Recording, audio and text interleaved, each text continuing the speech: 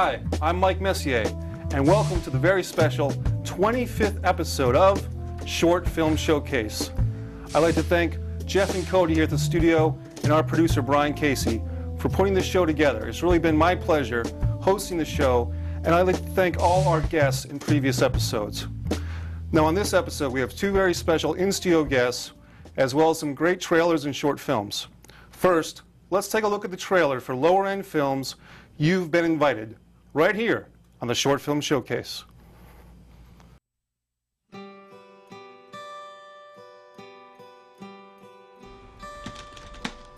Hey you. Starting to think you stood me up. Leave the fallen and fend for yourself. But seriously, man, like, what's going on with you? You look weird. You're acting all strange. I'm not weird.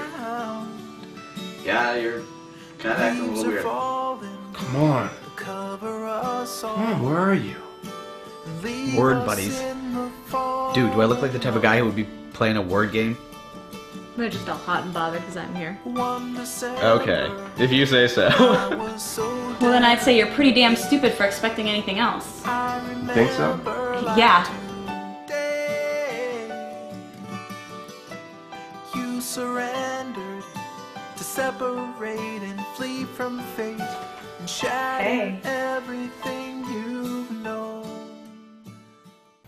Welcome back to Short Film Showcase. I'm your host Mike Messier. That was a trailer for Lower End Films' You've Been Invited. And right now, on the Short Film Showcase, it's none other than actor-producer Curtis Reid. Thanks for having me, Mike. Curtis, thanks for being here. Now, I'm just looking at your current status with all your projects, and you are a busy guy. I guess. It feels good to be busy, though. And you were just telling me that coming into this interview, you've had an amazing weekend of creativity. Why don't you just start from the present tense? What's going on with that?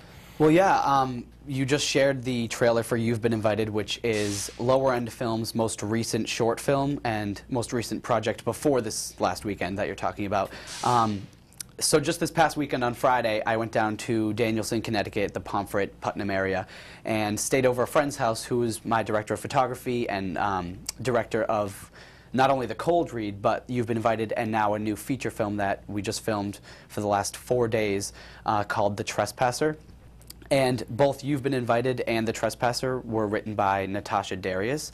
And both of the films we filmed in the same area with some of the same actors and crew, and in the feature that we just did this past weekend, we really increased the amount of actors and just the entire production's budget and locations. So it's just been a really, really great process to see how much improvement we've been making together as a team, because the Lower End Films crew and actors really act as an unofficial family on all the projects that we've been doing. So I just love working with the people that I have been, and it was a very long weekend, but I mean, we got so much done. We have a 90-page script that almost 80% of it's done just because we went to bed at 5 in the morning for the past few nights, but it's been very, very productive, and I love the people I work with. So. Now you mean actually filming the script this past weekend? Yep. Okay. We filmed from Friday till yesterday evening. For those in our viewing audience who have never been on an independent film shoot before, let's just take a couple of minutes to just really break this down. You show up on what, late Friday night or early Friday evening, yep. And everybody's got what do you have, a box of donuts and a big thing of coffee for some people to drink coffee. That definitely is part of what we have done. For The Cold Read, you know, that was sort of the first, well, Heroine, a Love Story. I don't know if people have seen that. It was an official selection at Boston International Film Festival just this past April. Right. It was nominated for Best Short, but unfortunately we didn't win any awards. But Patrick Jerome, the president of the Boston International Film Festival, passed along our short to be featured in the NewEnglandFilm.com online festival. So right. It's that short film that we did almost a year ago is still alive and well and still has its heart beating out in the community, so that's always good. But since that film being our first project together as the Lower End Films crew, we've done a web series, another short, and now a feature. But we did have that box of donuts that, right. you know, the first few times, but luckily just these past 2 projects that we did, we've had our own caterers now, because some of the locations that we were lucky enough to shoot in are, you know, people that live there are wonderful cooks, and they have pizza ovens that they were baking us homemade pizzas just coming out of the oven every time. So anytime that people were hungry, they'd have a plethora of food and vegetables and ice cream and bagels. So, I mean, we were so spoiled with the amount of craft services and food that we had on these past couple sets. But everybody does start out with a box of donuts and, you know, a couple waters the first few times, and that's nothing bad or, you know, something that you would expect normally, but it's just good now to provide the actors that work so hard with a little bit more food or sustenance to keep them going. That's great. I mean, everything as far as advancing your film ethics. And you're right. I mean, these practical things like food and the location, the partnerships you have with your locations, the agreeability factor, and as you build your resumes and your reputations to a higher level, you're able to provide more and more. Oh yeah, for that's your what we actors. hope. And we've looked back and seen the improvement, not only just from Heroin: A Love Story, but, you know, the first episode of The Cold Read to now the third episode of The Cold Read. There's just improvement and positive things that are going on in all senses of our productions. And I mean, I'm learning so much as not only an actor but as a producer now, and what sort of steps are necessary to get all the things in order and get all your ducks in a row before you start filming. But you have a lot of people that you're working with and that you're trying to accommodate, not only with work schedules but with driving and getting them compensated and making sure that you do justice for the film and, you know, for the writer's vision. So it's just amazing to me that all the pieces come together so well and so naturally after you work together with the same people a few times. But that's what my favorite part of film is, just watching all those pieces come together. So yeah, you've liaisoned yourself from actor into producer.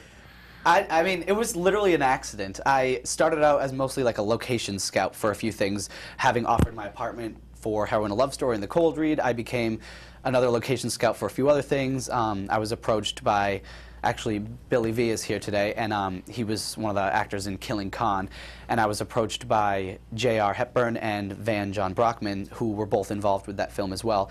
And they had seen some of the things I was doing, so they asked if I wanted to read the script and invest some time and, you know, some actual financial investment into the project. And I was actually proud to do that because I read the script and I knew who they had casted, and I had a few friends that I had worked with in the film. So I just want to support, you know, whatever kind of projects or filmmaking I can in the area, just because I see so much that doesn't necessarily get the attention it should. Right. But I mean, I also really like to see that work can really speak for itself, and that regardless of who's in it or what the budget is or who wrote it, that it's something people are going to appreciate. So I just accidentally became a producer in that sense because I just show support and really want to do whatever I can for this community and also the projects that I work on. So I just sort of became somebody that people called on for certain things, and now I feel like a jerk bossing people around on sets and telling them to be quiet and, you know, recommending certain things, but it's given me a lot of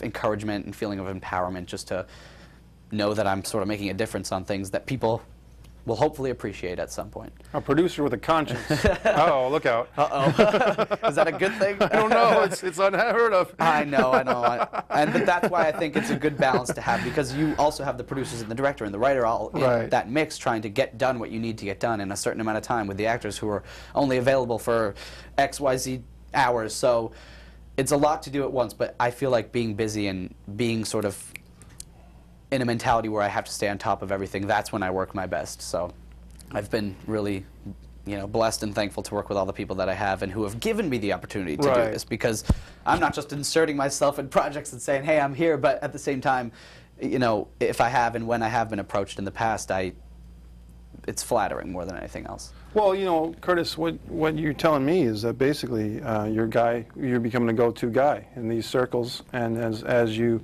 branch out and working with more and more people, the circle will expand, and you'll be called upon for bigger and more projects, and that's great. Right, and I mean, it's just interesting because not only have we started to add people to this group and, you know, bring in all these other people that we've worked with in the past, but if I were here 2 months ago or 3 months ago, we'd be talking about my acting stuff. We'd be talking about what projects I was in and, you know, what I'm doing next, which I could give way more information on. But now there's just another side to my approach to this, which has, like I said, given me just so much more information and just, I don't know, a drive to kind of keep going with this. Because at first, you know, acting was just my passion, but I didn't really know that being able to act and also produce would merge a perfect combination of things for me to just feel like this is exactly what I want to do. You know, so even just putting in those long hours and going to bed at 5 a.m. for the past 3 days and watching the dailies until 7 a.m. like that. Those were some of the best moments that I've had in the last year that I've been doing this. Which, even saying I've been doing it for a year is surprising because so much has happened in that short time. But I definitely love what I'm doing. That's great. I mean, well, you think about guys like even a Ben Affleck and Matt Damon who are from the Boston area, right? And are actually doing huge things. But they were guys that probably just said, "Hey, we're actors," but then they're like, "Well, you know what? We can write a script." Yep. And then Good Will Hunting. Right. I mean, right. I just watched that a few weeks ago, just because I'm going through the classics now as an actor, producer, and just filmmaker. I am trying to educate myself on quality films and Oscar nominees, directors, writers, just so many different aspects that I never would have considered before when I only thought of myself as an actor. So right. You can only just throw information at me and I'll try to absorb it as much as I can at this point. Well, I teach acting, and what I try to instill upon my students as an actor, I break down that word, actor, A-C-T-O-R, are creating their own road. And basically, you have to, because no one is going to jump out of the heavens and say, you are going to be in my movie and be a star. Unless you're Jennifer Lawrence. Right. Otherwise, well, no. So, right. I mean, there are Hollywood stories, but they're Sure. few and far between the actual reality of working your butt off and paying your dues to show that not only do you have the dedication and commitment to do this, but the stamina. Because honestly, not everybody's going to survive, and I've questioned my own ability to survive and keep going sometimes, just because there is such long days and such long hours, and I've pretty much sacrificed any social life that I once had to do this. But you haven't returned my phone call. No, just kidding. Half of my friends would say that at this point, and I'm really sorry. But I mean, it's just because I'm loving what I'm doing so much that I can't take myself out of it. I haven't even heard of all these news stories and the Hernandez and all these other things going along because I haven't been paying attention. So in a way, it kind of takes me out of the real world, which it's I probably must a be good lucky. thing. I must be lucky to have that. I'd rather sort of be distracted by doing what I love and being around people that I enjoy being around than sort of hearing all this other stuff to distract me. So well, if you think about it, these and granted the news is important because it's the news, but Right. if you focus your attention on case X, Y, and Z on network A, B, C, F, D, Right. then you're really not thinking about your movie. And there's only so much time that your brain has to think about anything in a given day. Right. So why not think about your own creative endeavors and try to let the world take care of itself? That's a great point, and that's another reason why I think people do second guess themselves, because they are distracted by a lot of different things, and our industry around here is, not that I'm the most educated person about this, but obviously the Boston and New England film area is so much different than the New York or LA or Chicago or any other emerging film industry in the area or in the country. So it's unique over here as to how you present your work and how you do your work and how you promote your work, but that's all stuff that I'm learning every single day, and that if I can continue to learn, then I'm really, really happy. Well, if you take a look at, for instance, a source like Movie Maker magazine that I always suggest to people as a good, Heard of that one, yep. great place to read up about the business, is that Movie Maker always lists Boston as one of the top cities to be a filmmaker. And they're not talking about just the Matt and Bens of the world. They're talking about the Curtises and the Mikes and the Billies and the Bryans trying to make their way up there, and people like ourselves and Sarah Gagnon, a previous guest, who have all made their own mark and are really working their way up. Mm-hmm. Boston, Rhode Island are good places to be at right now. Yeah, and not only the financial sort of perks to coming and filming here for the larger budget productions, getting the tax incentive, which was thankfully passed. Okay. And I mean, that was something that a lot of actors and filmmakers were really nervous about around here, not knowing if it was going to be passed. But I think over the next few years, you're going to see just so much growth in terms of the film and production community, which even just this past year, I don't know how many films have been shot in and around Boston. I think 7 or 8 already. Yeah. And it's July, so that's been giving a lot of actors and filmmakers in the area a great opportunity to work on professional sets, which, I did some extra work myself, and I really learned and saw so many of the pieces that went into it, and I think that's what initially drew me into learning about those other aspects. But no matter what set I'm on, whatever level, whether it's a student film, an independent film, a feature from LA, a SAG ultra low budget, I don't really mind as long as I'm on there. So That's good for you. You're ready for any type of action. Yeah. I mean, you talk about films that are being made in Boston, but in this year, but stuff that was made last year is now coming out for the summer season. R.I.P.D. With Ryan Reynolds and right. Oh God, I'm forgetting the other guy now. Yes, Jeff Bridges. Bridges. Thank you. Yeah. Yes, thanks. And, I should know that. Yeah, so I mean, and you see like Grown Ups too, and some of these movies, you know, are great, awesome movies. Some maybe not, but the reality is, whether they're your particular cup of tea or not, the movie is being made in New England and being in the theater, and once again, the independent scene is a whole different animal, with web series and independent films, you know, but it's all good, you know, as long as there's something going on. Yeah, and people are doing what they care about, and like I said, hopefully allowing the work to speak for itself. You know, the way back, R.I.P.D., The Heat, Grown Ups 2, all of these are going to be in theaters, I believe, at the same time. Right. And all of them were shot in and around the Boston and Cape Cod area. So I feel like Boston's really representing the film industry around here and starting to be a driving force. So it's awesome. Let's talk about I mean, we've talked so much about what we've only got a minute or so, but let's talk about Curtis. Sure. Just throw some information about me and your projects for the next minute or so, Curtis, please. Well, I'll talk about The Cold Read again. That is the web series that Lower End Films has been producing, and it has premiered. The pilot has premiered, and we've had 2 episodes released. The third is coming out on Wednesday. What our plan is, our plan is to release an episode 1 per week, but we're going to have a hiatus between, you know, the first half of season 1 and the second half, just to do some promo things, get some interviews, cast behind the scenes things out there, so that people can see what we have been doing and maybe what to expect, and also to get to know the casting crew a little bit better, because knowing people on a personal level and being able to support them is great. You know, I support people that I've never met because I've seen them in things. But if you have that personal connection with them, and then you also support what they're doing, I mean, it adds just another level that I feel like brings some good camaraderie and just an authentic support in this industry, which, you know, sometimes there's some things that can deter or detract from some of the positive and honest and genuine approaches to filmmaking that are in this area. But you know, at the same time, like, those are things that help separate people that really want to do this from the people that are just doing it because, you know, they might want to make a few bucks. But again, you have to be realistic. But The Cold Read is actually a web series about a group of actors, and it was inspired by the people I've been working with along the way, and we want to just showcase not only the unique aspects of the New England filmmaking area, but provide opportunities for people. So this was a way to make work for ourselves, create work for people, and share something that the audience, the main audience that's going to watch this, can relate to. Because, you know, a lot of these people that are going to be watching this are filmmakers in the area. So hopefully there's something they can relate to. If not, hopefully it's something they can enjoy. But The Cold Read has been a long process, which is now behind us, and it's all in post-production. So it's only going to just be, you know, released over the next few weeks, and then we're going to see what happens. And we do have a idea for a second season in mind, and if we do get to go through with that, we're really, really hoping to expand not only the cast, but the crew, but the locations. So again, making improvements. Sounds good, Curtis. We're basically running out of time, but I do want to give you the opportunity. Do you want to reach out to people with an email address or a website, anything? It's up to you, but if you have anything, go ahead. Well, The Cold Read can be found. It's we have our own YouTube channel. It's youtube.com/The Cold Read Series. We're on Twitter, The Cold Read, Facebook, facebook.com/The Cold Read. But Lower End Films is definitely something I want to say to look at.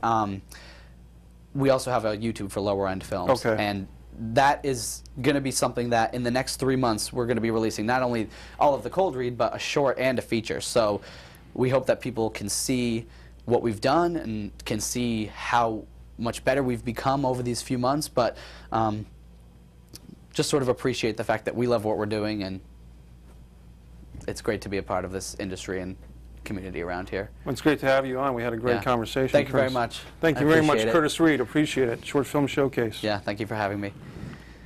Right now on the Short Film Showcase, we're going to take a look at a little bit of The Cold Read, Curtis Reid's project. So here it is right now, part of The Cold Read, right here on the Short Film Showcase.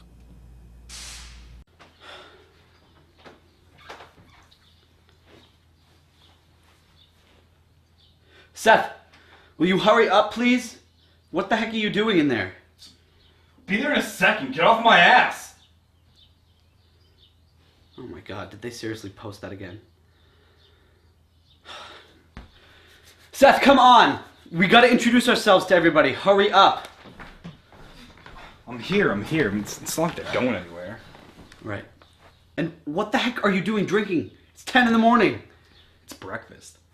Most important meal of the day. Yep, alright, so anyway, I'm Tom. I just wanted to say hello and introduce myself. This is Seth. And we're actors in Boston, and we just wanted to sort of show you guys what it's like to be a filmmaker in the area. Yeah, what he said. Why are we doing a web series again? Because it's a good way to show people what it's like around here and, you know, what it's like to be an actor in New England, and so that they can get to know us better. I think we're pretty interesting. Anyways, we'll miss our days of our lives over here rambles on about his hopes and California dreams. I'm kind of like a realist. And I don't care what you think. Seth, you have got to be more respectful to the viewers here. They don't want to watch a jackass for 2 months. No, I don't.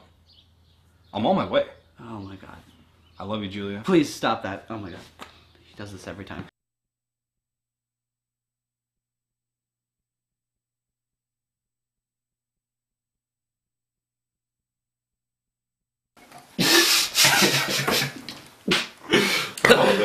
Dude, I haven't drank this much since college. I'm pretty sure I called some of her tampons in the bathroom if you're interested.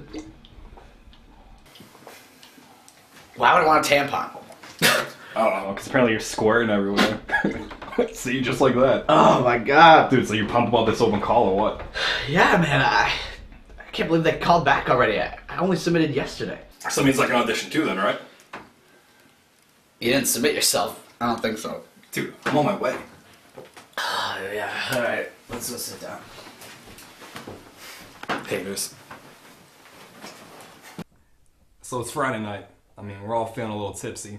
Club's getting overrated, so kicking it old school. Boys' night. Woo! Woo! Dude, I ever tell you that story about me and Julia Stiles? Oh my god! Are you talking about Julia again? Dude, we have a connection like I've never had with anybody. No connection at all? Dude, she told me personally on the set of The Makeover that she saved The Last Dance for me. Yeah, well, I'm sure she knew you 10 years ago when that movie was made. If you want Julia Stiles to ever like you, you're gonna clean yourself up. You gotta get yourself into shape. What do you mean? Dude, she's a chubby chaser. Let's do that game. The drinking game where you do the push-ups. We've done this since like the 8th grade. Get down. Do that? Come on. If you want Julia Stiles, you gotta at least be able to do 5 push-ups. 5? You think you can do more? Alright. Let's see it. 5. I think I'm a calisthenics. Like, there's not... Come on. Yeah, make sure Julia's all wrinkle-free first, yep. Hey, don't talk about my girl. I'll count for you. 1. Well, almost 1. 1. 2, if you count that as a push-up. And let's see if you can make 3. You're almost halfway there. There you go. There you go. Are you gonna throw up or something? Come on, no. Seth! I just cleaned that bathroom yesterday. Lightweight. I really gotta stop drinking. Holy shit. Wait, Julia Stiles gonna see this tape, right? No. No? Alright. Cool. Summer lovin', man. Summer lovin'.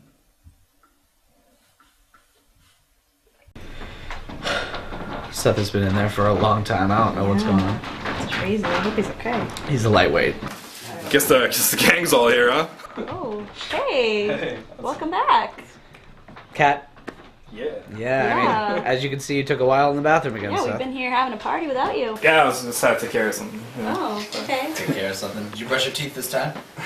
Maybe. Oh, man. Have you guys seen anything on that trailer, Heroin: A Love Story? Either one of you? Didn't that little hack production crew do that thing? I wouldn't know. I heard the writers sucked. Probably. I mean, Heroin: A Love Story? What kind of a title is that? Who would film that? Pretty bad. Whatever. They need intervention, clearly.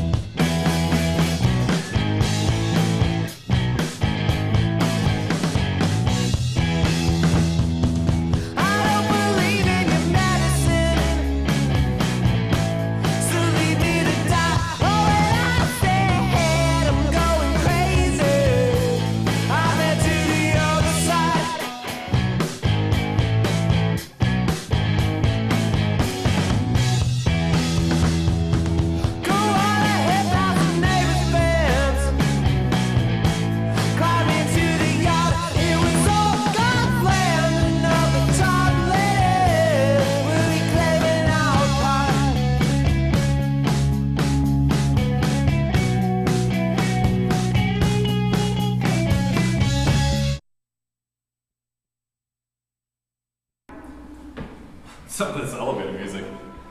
I don't know. But technically, it's stairwell music. Oh, is that like an acting pun? What was it?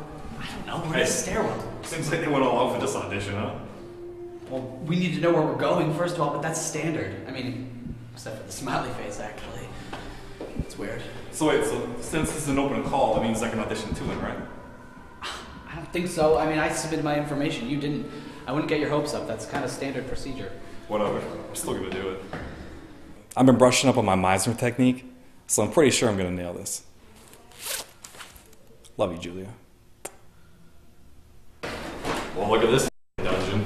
This is not bad. You should have seen some of the auditions I've been on this week. Is this gig paid? I don't know. Dude, I told you about not doing any work. Don't do anything stupid, alright? What?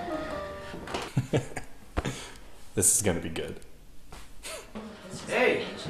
Kat. Hey, hi guys, how's it What's going? up? Long time no see. I know. I didn't know you'd be at this audition. Yeah, just waiting to be seen. You met my sister Shannon before? No, I don't think so. Hey, Shannon. Oh, sorry. How you doing? I'm good, how are you? Nice to meet you. Hey, Brittany. And you remember Brittany? Sorry about that. Guess your legs are a little too long for your own good. So you guys are here auditioning too? Guess so. Yeah? Awesome. Yeah. Are you nervous? Nah, not so much, but I actually submitted my information, so I'm probably better off than this kid. Next. Oh, Let's go. okay.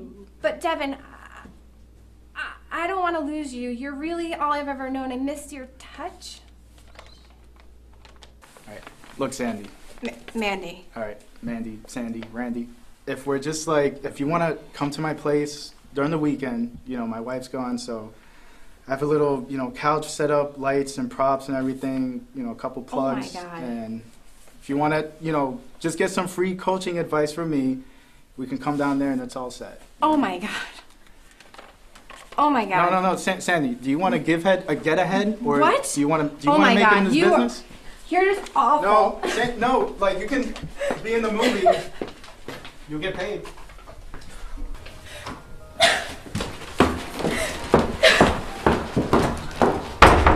Shan, what do you think happened in there? She probably realized she couldn't act, or that she wasn't pretty enough. That's so mean. I call it like I see it. I mean, some of us are born pretty, like me. And others, well, they're just ugly. She might be my sister, but she's a bitch. No wonder Mom liked me better.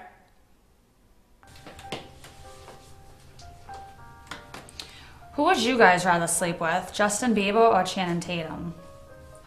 I'm trying to stay focused. Come on, who? I don't know. Channing Tatum? What do you think, Shannon? I mean, Justin Bieber is a baby. And I don't date little boys. I only date men. Channing Tatum, he is beautiful. But he's married. And you never go after a married man. So I'll pass. I mean, I don't discriminate. I take both. What? You know, now that I think about it, Channing Tatum must have a bigger dick, so I'd probably go for him. Is there a cat in the house? Cat? Cat somewhere here? Alright, come on, hurry up. So take your time. So what's up? I didn't know you were an actress. Yeah, I've been studying with a few coaches here and there. Oh yeah, me too. I mean, I've been mainly studying with Tom though. What? No, you haven't. Yeah, I have. Oh, right. Oh yeah, is he a good teacher? I mean, he's okay, but honestly, I really just help him. I'm just all about helping him improve. Oh, so you're really that experienced. Well, I mean, I've been known to step outside the box from time to time. So are you familiar with the Stanislavski method? Well, I mean, I found it to be rather elementary. Wow. Yeah. Well, I doubt that. What? Working on my dialect. Right, yeah, that's a good idea. So immature. Obviously.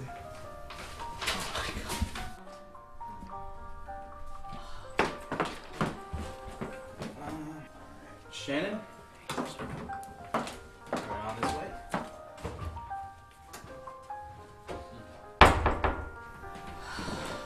What's wrong, Kat? What happened in there? Guy's such a creep. Why? What happened? I mean, he kept trying to tell me that he wanted to invest time in, you know, my craft. Was he sincere about it? No, I didn't spend 80 grand on theater school for an indie filmmaker to try to help me. Yeah, I definitely understand that. But, I mean, I'm sure you did good. It doesn't really matter what he thinks. Yeah, maybe you're right. I don't know. He gave me a weird vibe. Well, was he trying to hit on you or something? I mean, it seems like he was trying to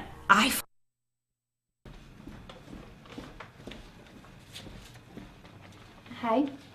Hi. Here.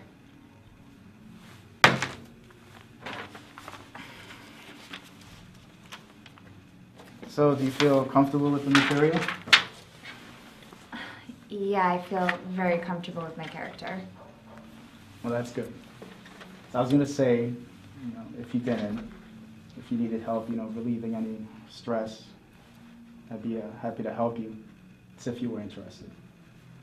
Seriously? It's gross. Oh wow, you're funny, and you're cute, and I like that. So, I'm really interested in seeing, you know, what you can put out. What I can put out? Yeah, I mean, you know, you're beautiful, you're sexy, so I think we could really nail this if we really try. Actually, you're disgusting. The fact that you seem to lure girls into your auditions just to satisfy your own lack of intimacy, it's pathetic. Fucking asshole. Next!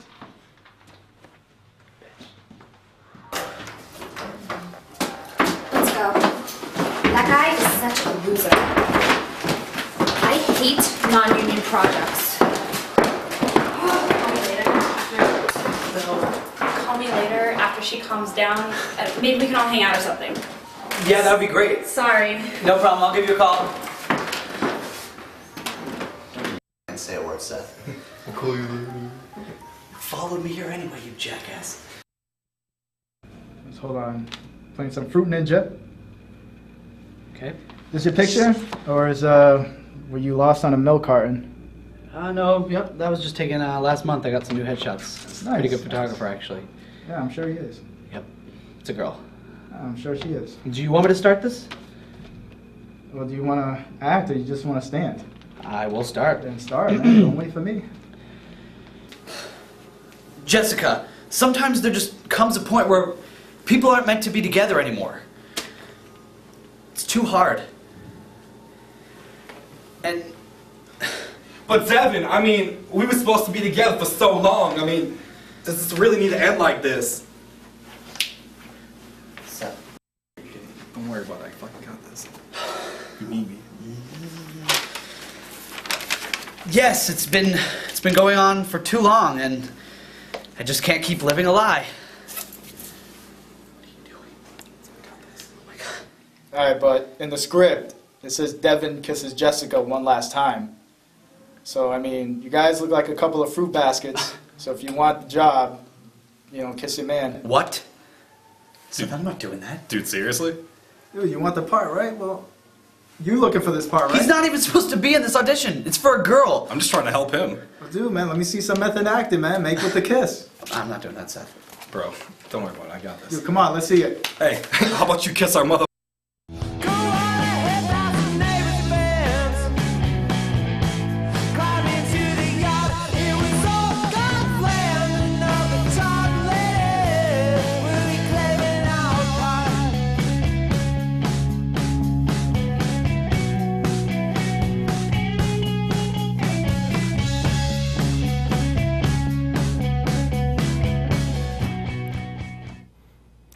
Welcome back to Short Film Showcase. Right now, we'd like to feature another episode of our popular series, Sabine Modestin's 13 Witches. Sabine is all the way from Canada, and she's been contributing 13 Witches to many of our episodes. So thanks, Sabine, and here is her 13 Witches, right here on Short Film Showcase.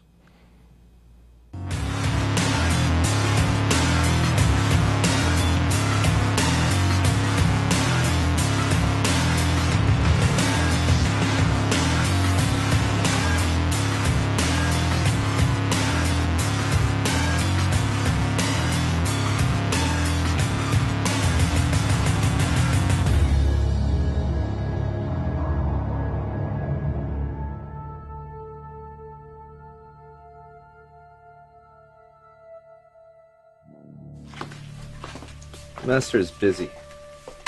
He'll be here soon. Well, tell him I don't have all night.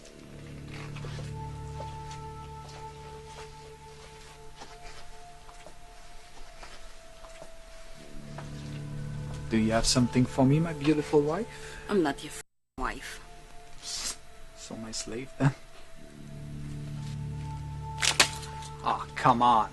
After 3 centuries, we still argue about the nature of our union? Wife, husband, slave, master. They're all the same. I brought you some new soul. Now, I want the location of all the men who burns my family alive. And I want you to help me. I did everything you asked me to. I don't have all the soul I want. You still need to find your mother. But as I can see, you already found 3 of the men by yourself. Patience, my wife. I brought you Diana and Athena, the strongest one. You have us, plus so many other souls. Why do you need the rest? If you want me to give you what you want, don't question me. I heard that Athena's not really happy with what she discovered about you. This is my problem. I will bring you the soul very soon. Make sure Athena and Diana never make alliance, because if they do, they will destroy you one day. They are really powerful. How can they be more powerful than me? I give them their magic power. Plus, I drank Diana's blood. Some people are born to be strong witches. What you've learned in 3 centuries, some can do it in 50 years. Or even 3. Like Athena, you failed to resurrect her the proper way. You don't have full control of her mind, it's your loss. You have a soul. Why don't you control her? Like you said, it's your problem. Give me more power then. Find your mother and kill her without bringing her back. And you'll be more powerful than anybody. Even me. I can't. So I can help you then. What if I kill you? Would I be more powerful? You can't. Oh yeah? Do you seriously think I can't? Huh?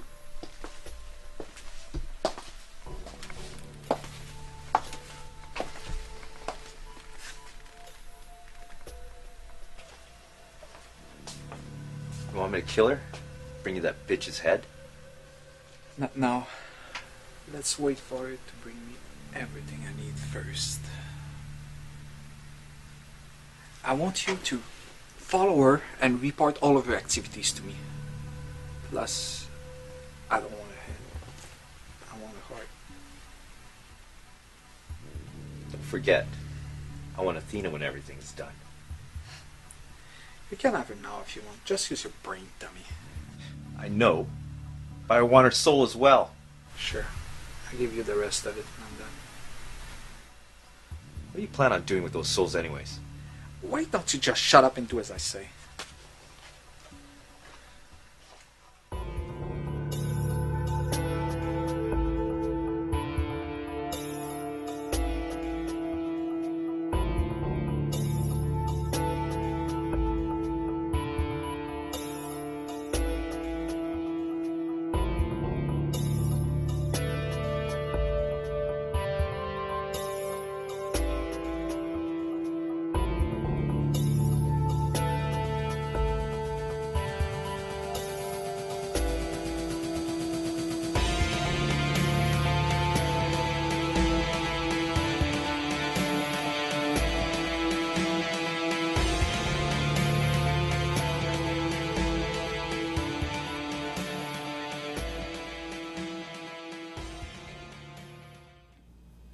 I'm Mike Messier. Welcome back to Short Film Showcase.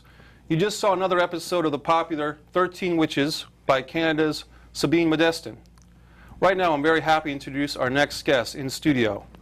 His name is Billy V, and he's a great actor and a co-creator and producer. Let's introduce right now on the Short Film Showcase our guest, Billy V. Hi, Mikey. Hi, Billy. How are you? Nice to see you, pal. Nice to see you. Pleasure to be here. And I've been watching you on down in Rhode Island on public access for quite some time. You've had a great run.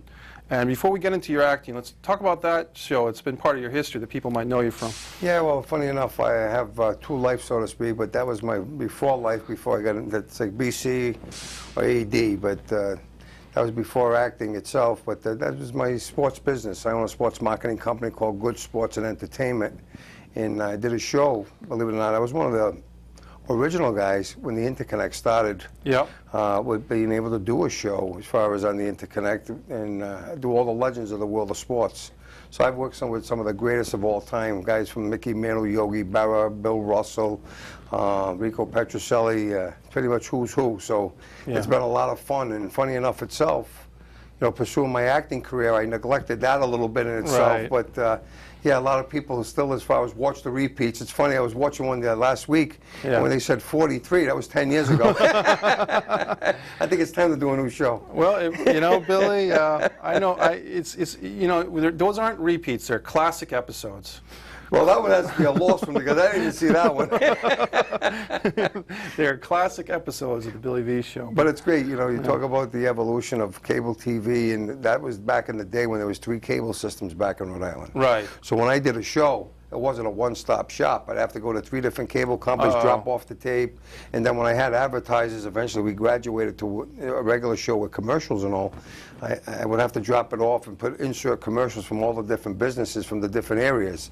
So yeah, it's kind of antiquated when you think about where we were and where we are today. And where we might be tomorrow. Never know. You never know what's going to develop. I mean, you know, I was explaining to my mom the whole, you know, certain different types of cable and how they work and everything. And then just the cable TV phenomenon is so interesting with public access and all that. But we want to talk about your current career. I mean, that's the focus. And because with a guy like you, we could talk all day about 20 different topics. But let's talk about the Fedoras web series. Let's tell me about it, please. That, you know, you talk about once again the transition of life and where we're going with media, and as far as how fast it's evolutionizing.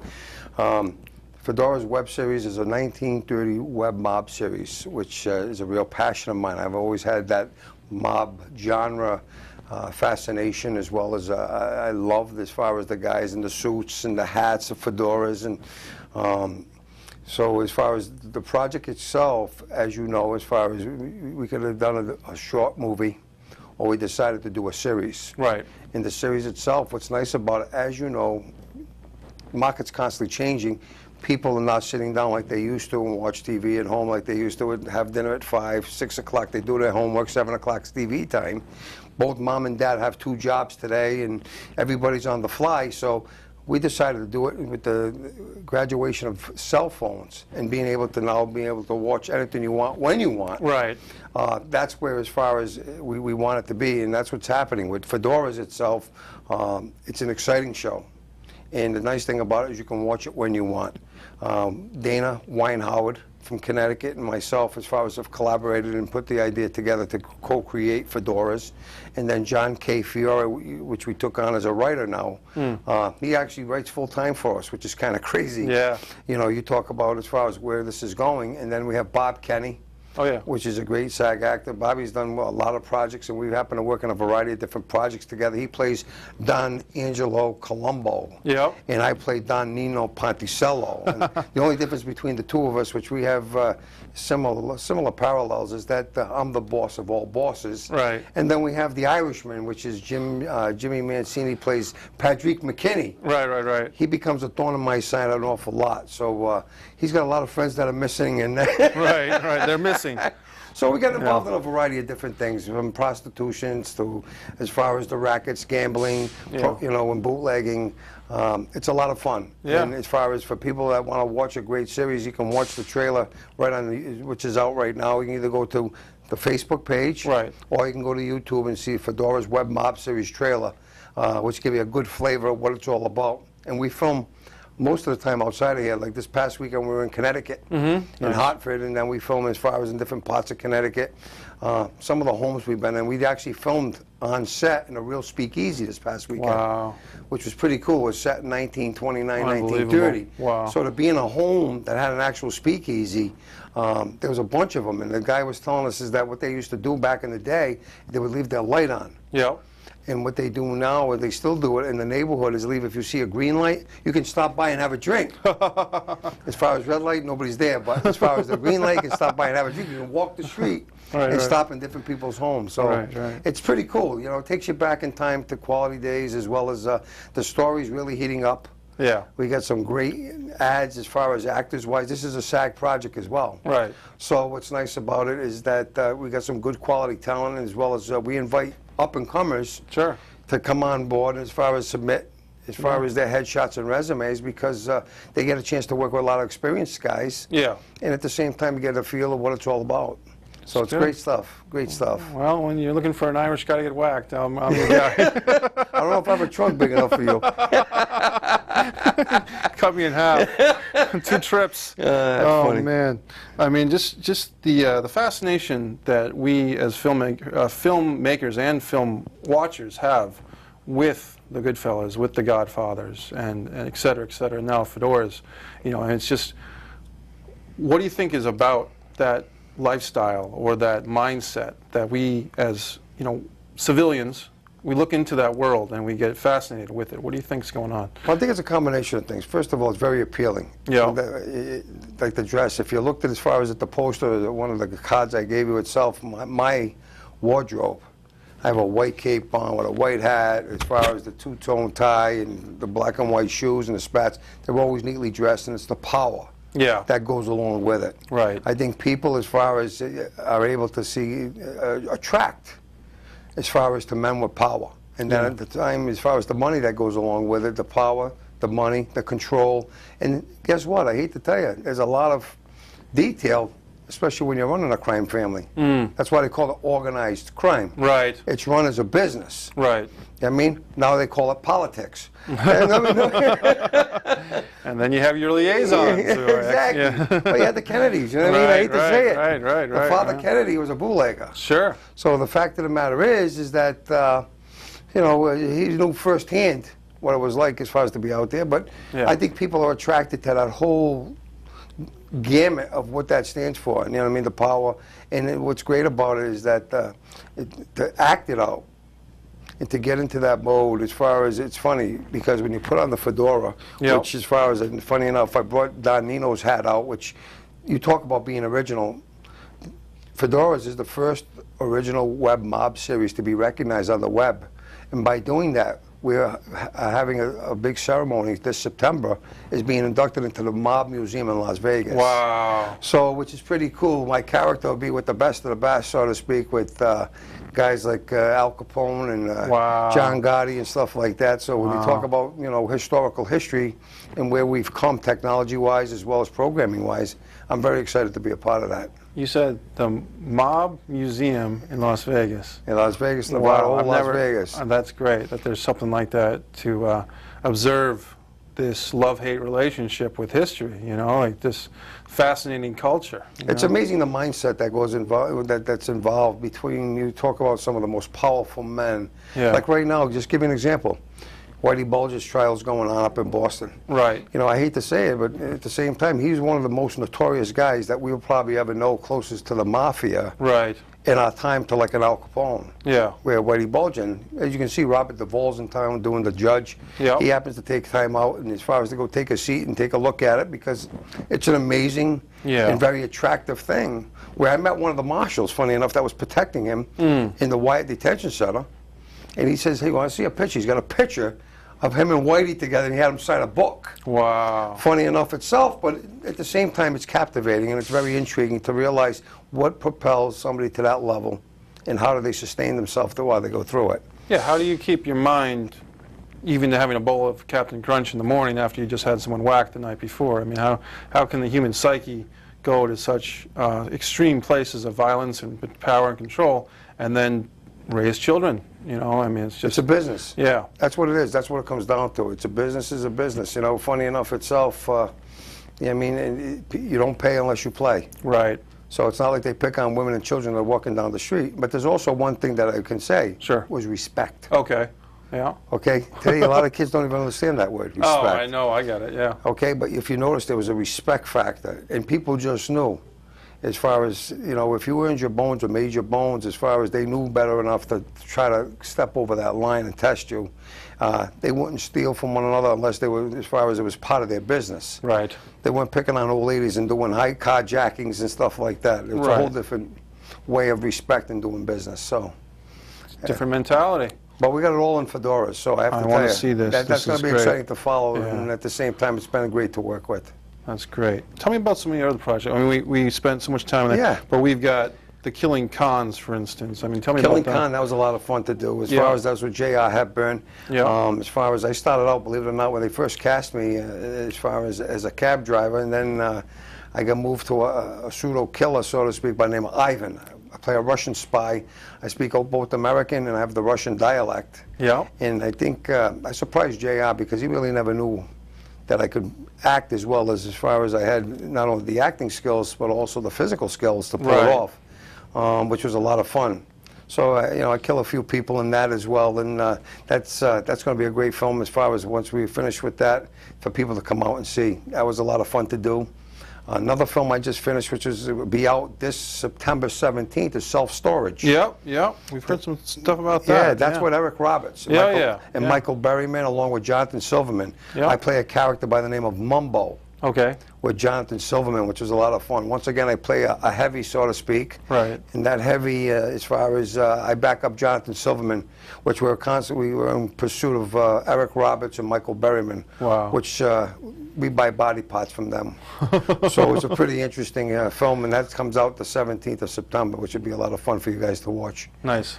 And then we have, which I filmed just another one called Army of the Damned. Right. That I died 3 times in. So that's a little movie trivia, so to speak. Yeah. How do you die 3 times, Billy? Well, when you're a zombie, you can die how many times you want. Okay. But I was selected to be the one that died the most on the film. Nice. And what I liked about this more so, Mikey, you talk about being an actor, and you know, when you're an actor, it's one thing to say you know lines, but sometimes it's not only the lines, it's the actions. Right. So this movie not only just didn't give me a boatload of lines, but it gave me a chance to reach in within myself as an actor to do things I normally wouldn't do. Right. And dying 3 times was a great challenge because every time I died, I had to come back bigger and badder than I did the time before. And then repeat the process because where do you go? You know, and this is serious. Where do you go after death? Well, does your body reconstitute itself? Does the soul regalvanize? And then you come back. I mean, sounds pretty cool. Well, it is pretty cool. And at the same time, just give you a little ingenious idea. You bring the little bag of tricks as an actor. One of the scenes, I have to come from a dead position, laying prone, to sitting straight up. Yeah. And as far as when I'm going to die, I said, yeah, I could die like everybody else and show the blood. But what I decided to do was take a couple of Alka-Seltzers along with Karo syrup. Yeah. And it creates a foaming effect. Wow. Which, as far as I told the cameraman, I said, listen, make sure as far as you got the camera rolling, because I'm not going to swallow this. But also as far as be ready, because it's coming at you. Yeah. So, but what it does is it shows like the inside death. It turns like a black color, and at the same time, when people see this, they're going to say, wow. Yeah. It's crazy. But, you know, as an actor, that's where you have to have these little bag of tricks you learn along the way. That was a great project because I work along with Tony Todd. Yes, from the Candyman. Right, exactly, which was a lot of fun. I worked with Sully Erner. Okay. As far as Sully Erner, Joey Fatone. Yep. Which was a lot of fun. Jackie Moore, and that was a hell of a cast put together itself. That comes out in October. Nice. I believe Tom Paolino, Maria Kanellis. Yeah, exactly. Maria. Not Maria Kanellis. I don't think she was in that. She was in Bet's a Bet. Oh, okay. Yeah, I mean. Oh, that was Mina Savari, I'm thinking of. We can go on and on. Yeah. With this, let's put it this way. These guys, Tommy Nunucci and Chad Verdi, they're making some movies with some people. And well, the greatest thing about them, they're Rhode Island guys. Yeah. And you talk about how it works and what they're doing. They're proving that they're able and capable of making it happen. Right. The nice thing about working with his projects, number one, they're very organized.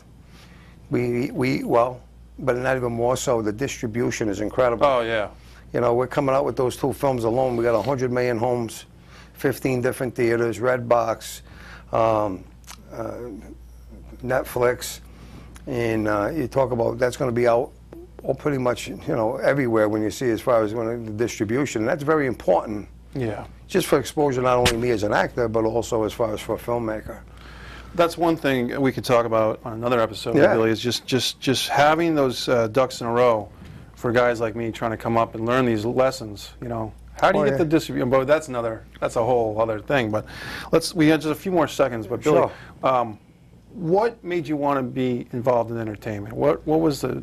Well, it's funny you say that because, as you know, I'm a little older than most of you guys. Okay. And, you know, coming into it, first of all, I realized it was a team game. You have to know where you fit.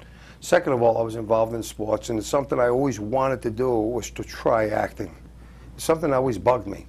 And I had a life-changing experience, so to speak. They thought I had cancer about 10 years ago. They took out the size of a plum out of my neck, and at that point there, it made me realize, I looked at my life and says, okay, if I had a second chance to do my life over, what are the things I would want to do that I didn't do? And I decided, as far as 4 years after that, and 5 years, almost 5 years this fall, to do it. Nice. Just decided to get involved. I went to a perishable theater. Then I got involved with Annie Mulhall, taking some classes from her. And then I got cast a couple times in Brotherhood, and then it just started to progress. And then I worked my way into the Boston market. And what's nice about it now, here I am as far as all these years later, you know, I could actually say I've lived my dream. If God forbid I die today, in a sense, as far as that I've done more than I ever thought I would do. And what's happening now, whoever thought I'd act along like these guys like Eric Robertson, I've worked alongside and seen Ben Affleck and Mark Wahlberg and Christian Bale, and you know, it gets crazy. Like when I did the movie American Hustle. Right. Whoever thought I'd be in the same movie with Robert De Niro? You know what I mean? Which is kind of crazy, but at the same time, a local guy making that happen and working with Amy Adams and Jennifer Lawrence. It's crazy. It's awesome. It's crazy. It's a dream come true. So that's what motivated me, is just that you can't live life with regrets. Right. And I live with this thing in my life, a little motto I carry around, that nothing is impossible. The difference is how bad you want it. Nice. And I just want it bad. You know what I mean? I may not, like I say, I play a good cop, but I play a great bad guy. And I just know where I fit. So, Billy, you fit right here. You're welcome back anytime. We would need more time to speak with you about all the projects. Yeah, I know. This year's a busy year, and I appreciate it as far as you guys, as well as what you're trying to accomplish. And, you know, just keep going. Don't let nobody stop you, babe. Thank you. Never surrender, Billy. Never, baby. Okay. Thank you very much. This has been a great 25th episode of Short Film Showcase. I'm your host, Mike Messier. Very quickly want to thank our guests, Curtis Reid and Billy V, for joining us on our 25th episode, as well as Cody and Jeff here at the studio in Seekonk. We thank them very much. Our producer, Bryan Casey, would like you to know that if you are a short filmmaker and would like to have your short film on the Short Film Showcase, please contact him through bcfilms.net. That's Bryan Casey at bcfilms.net to have your short film right here on the Short Film Showcase. And as Bryan says, if you're thinking about making a movie, thinking about being an actor, thinking about making something for the world to enjoy, don't just dream it, shoot it. I'm your host, Mike Messier, for the 25th episode of the Short Film Showcase. Thank you very much.